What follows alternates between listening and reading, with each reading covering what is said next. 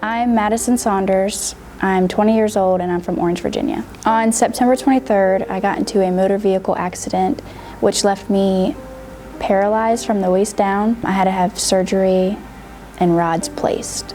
I received a phone call letting me know that my sister Madison was in a car accident and she was being transported to the hospital. At that point, I didn't know the extent of her injuries. There was a bunch of fear and worry. I was in the hospital for 2 weeks and then I came to Sheltering Arms rehab for a month. After I graduated from inpatient, I started outpatient intensive therapy. The intensive outpatient program is a new program that we initiated back in August. Allows us the opportunity to provide daily therapy to our patients newly discharged from inpatient.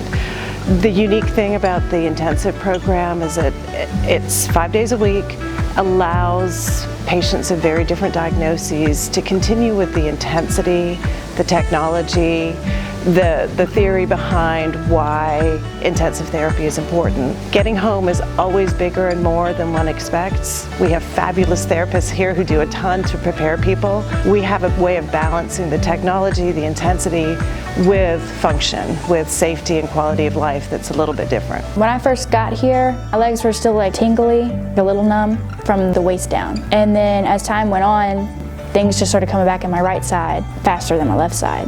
Maddie's goals for PT were to walk as best she could with the least restrictive assistive device, least amount of assistance.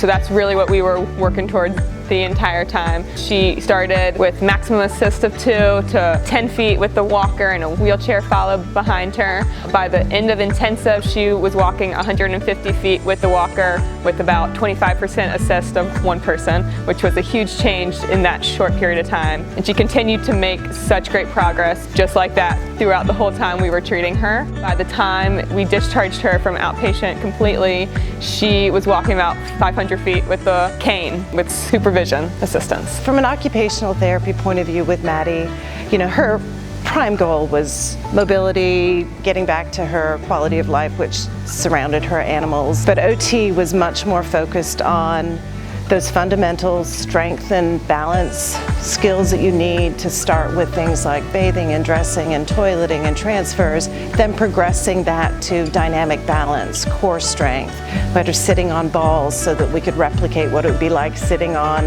a horse to get the core mobility, the trunk strength. She formed a bond with everyone here when she was inpatient, and I believe having the same setup that she started with has really helped her in outpatient therapy. She knows everyone here, she's familiar with the equipment here, but having this here for her every day, being able to use the equipment and be with trained professionals for her rehabilitation has been very nice. Motivated would be the word to describe her. Every week she would come in saying, what else can I practice at home? Like, can we go through a couple more things to add to my exercises? And I think that plays a huge part in the recovery that somebody makes. Yeah. When I discharged Maddie from outpatient physical therapy, I referred her to one of Sheltering Arms community fitness programs to kind of be the continuum of care for her. So to get her back to a gym routine and get her back into her workout routine and progress that as needed outside of skilled physical therapy. It makes me feel good. It makes me feel like I really pushed myself hard to know that I'm gonna walk again. And seeing from what I came from was just laying in a bed and couldn't move anything to now able to move what I want. It makes me feel really good.